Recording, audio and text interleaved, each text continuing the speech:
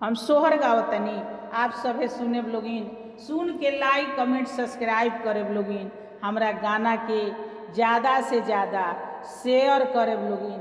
हमरा देवर के बाबू भइल बा, ओही के बधाई में ननद भौजाई के नोक झोंक वाला सोहर गीत सुनावतनी। आप सभे पूरा गीत सुन के आनंद ले लोगिन।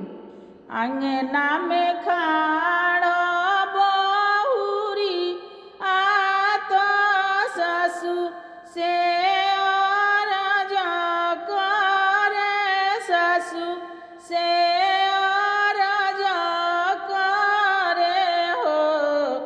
सासु लागता की पोएर घाराए लागल कम रहो पीराए लागल कम रहो पीराए लागल हो।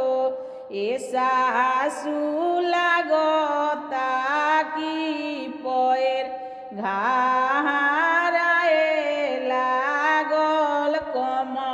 रहो पीराए लागल कम रहो पीराए लागल हो। सासु तो बोलो ही के रहली तले नदिया बिरही बोले ले हो। सासु तो बोलो ही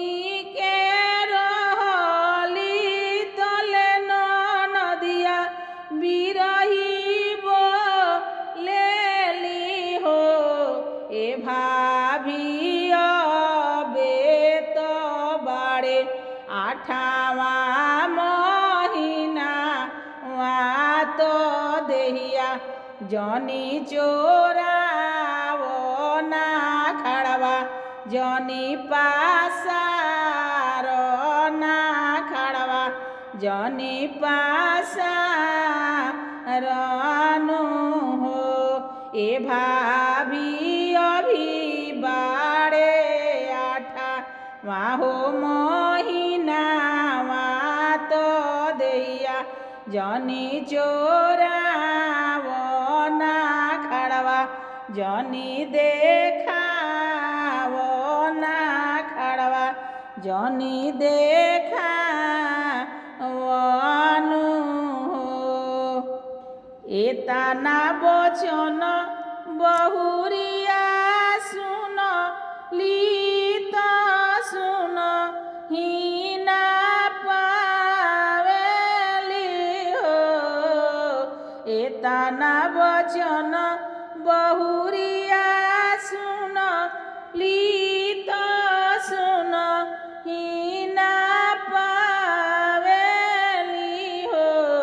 ए लाला अखिया में भरी लिहली लोरावा तो करेली घर बाराताना वा करेली घर बाराताना वानु हो।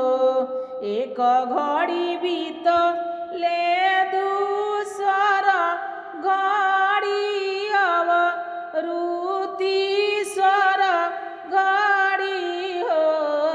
एक घड़ी बीत ले दूसर घड़ी अब रुतीसर घड़ी हो। ए लाला ना जनम लिहले बाबू नंदलाल रसोइया के दुआरिया रसोइया के दुआरिया नु हो। ए लाला ना जनम लिहले बाबू नंदलाल रसोइया के दुआरिया रसोइया के दुआरिया नु हो। दौड़ल आवे ले ससुइया तो बाबू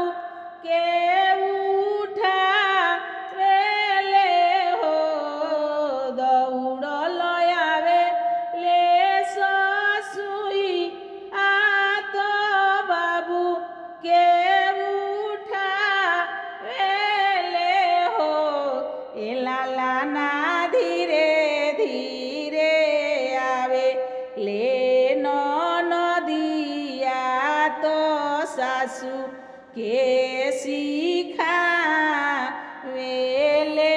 सासू के सिखावेले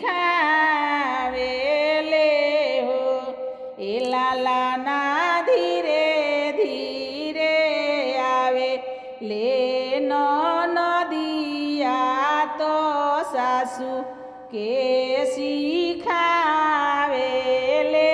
सासू के सिखावेले हो। ए आमा देखी लकी बाबू हकी बबुनी तबे गोदियाली तबे गोदियाली हनु हो। ए आमा देखिल कि बाबू हकी बबुनी तबे गोदियाली तबे गोदियाली हनु हो। एक दिन बीतले दूसर दिन छठी आब रहिया अइले हो। एक दिन बीतले दूसर दिन छठी आब रहिया अइले हो। ए लाला ना नदी तो मांगे लगली हारावा बाबू के बधइया तो बाबू के बधइया नु हो। ए लाला ना नदी तो मांगे ले कांगनावा तो बाबू के बधइया तो बाबू के बधइया नु हो। मन पारए ननदऊ दिनावा जहिया तानावा मरलो न हो। मन पारए ननदऊ दिनावा जहिया तानावा मरलो न हो।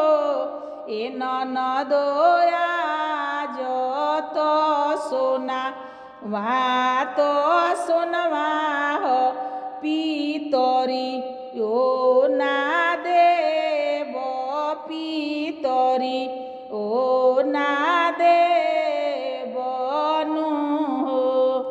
ए ननदो रुपया तो रुपया हवे तो के चमनियो नाही देवनु हो।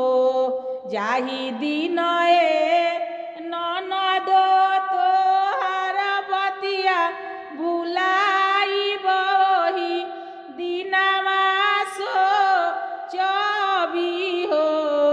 ए ननदो जबे करब बाबू के बियाहवा चुनरिया एक ठे देई देव चुनरिया एक ठे देई देव अभी तोहरा के कुछु नहीं देवनु हो। आप सभी के गाना सुनने के लिए धन्यवाद।